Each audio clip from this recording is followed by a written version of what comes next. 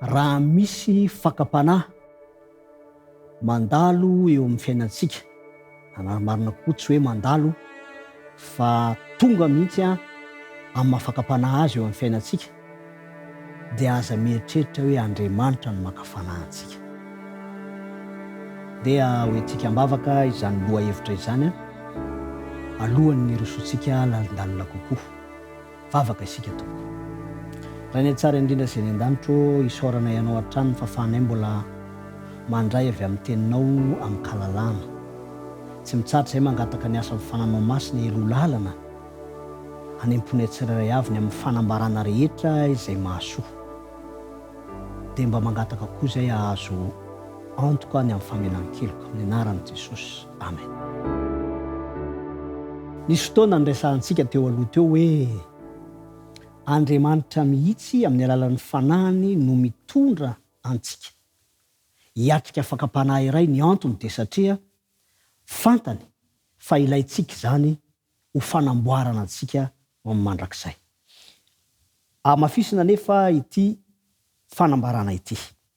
Jakoba toko voalohany ka ny andininy 5:10 sy 9:10. Arosika alokely ny andininy 7:10 no anomboantsika azy. Zao ny fanambarana. Raha misy alaim-panahy, aoka izy tsy hanao hoe Andriamanitra maka fanahy, fa Andriamanitra tsy azo ny ratsy alaim-panahy satria tsy mba maka fanahy olona izy, fa samy alaim-panahy ny olona raha tarian'ny filany sy fitahany izy. Ary ny filana rehefa torotoroana dia miteraka ota, ary ny ota rehefa tanteraka dia miteraka fahafatesana. Aza mety ho fitahany ianareo rahalahy malalako.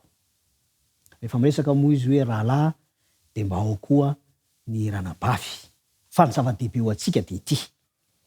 Amafisina zany fa na inona na inona toe-javatra izay makeo amintsika amina endrika toa fakapanahy dia tsy hoe fakapanahy alefan'Andriamanitra izany. Ny antony dia satria izao, raha misy fakapanahy anankiray tonga eo amintsika ka navelan'Andriamanitra ho eo amintsika arak'ilay efa hita manao hoe ny fanan'Andriamanitra mihitsy no mitondra antsika eo, dia tsy handavo antsika ny tanjona, fa ho fisedrana ny finoantsika izany, hampatanjaka antsika kokoa azy, ary indrindra hanao izay ahatonga antsika ho vohomana ho amin'ny fiainana mandrakizay. Fa rehefa ilay ratsy kosa ilay fahavalo dia ny devoly no mamelatra velam-pandriky ny fakapanahy eo amintsika, dia fakapanahy hamotika sy handavo antsika tokoa izany. Isaoran'Andriamanitra fa navelan'Andriamanitra tsy ho foana izay mety ho fakapanahy mety mahazo antsika mba ho fanamboarana antsika. Mahasoa antsika izy ireny.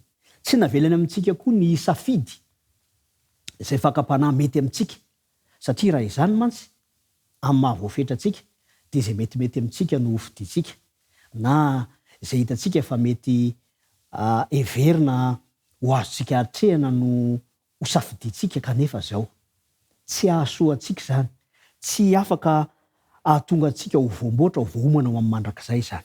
Ao amin'ny Petera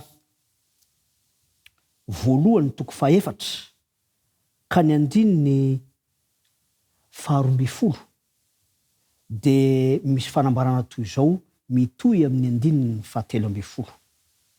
Ry malala, aza gaga noho ny fizahan-toetra mamay izay mahazo anareo ho fitsapan-toetra, ary aza atao ho zatra mahagaga manjo anareo zany, fa araky ny ombonanareo fijaliana amin'ny Kristy dia mifalia mba hiravoravonareo indrindra amin'ny fisehoan'ny voninahiny koa.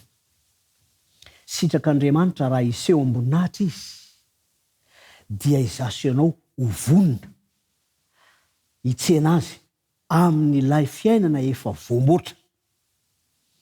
Aza gaga ho izy raha misy fizahan-toetra avy amin'Andriamanitra ny fizahan-toetra, kanefa mety fakapanahy alefan'ny Satana no ampiasain'Andriamanitra ho endrika fizahan-toetra ho asoanao efa nomena antsika teto.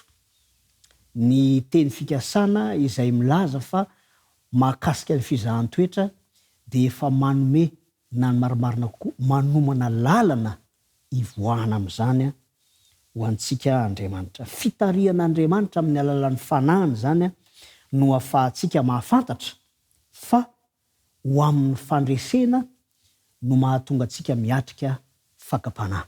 Amin'izay fotoana izay dia tsy fakapanahy ilay izy fa fizahan-toetra. Ary ity no amarana antsika azy. Eo amin'ny 12 io, Petera 1:4 dia atombony amin'ny hoe ry malala. Raha toa ka tsapanao fa mivantana aminao zany tenin'Andriamanitra izany hoe ry malala, azagagany amin'izay mety ho endriky ny fizahan-toetra na fitsapan-toetra na mahamay aza zany, malala n'Andriamanitra isika. Koa andeha ho raisitsika ampo izany fomba fiasan'Andriamanitra zany amin'ny alalan'ny fanahiny masina izay mandresy lahatra antsika fa Andriamanitra dia tsy paka fanahy fa mizaha toetra antsika kosa izy ho fanamboarana antsika ho amin'ny mandrakizay. Hivavaka isika koa manasanao iombona amin'izany vavaka izany. Raha ny tsara indrindra izay ny an-danitra isaorana ianao ny fanamboarana izay ataonao eo amin'ny fiainanay mba hahatonga anay ho vonona ho amin'ny mandrakizay. Misaotra anao zay ny amin'ny fafana mahafantatra fa misy lalana mandrakariva ahafana ho tonga amin'ny fandresena, koa ampitomboy ny fatokina ianao, ampitomboy ny finoana ianao ary miarovana amin'ny ratsy. Amin'ny anaran'i Jesosy Kristy. Amen.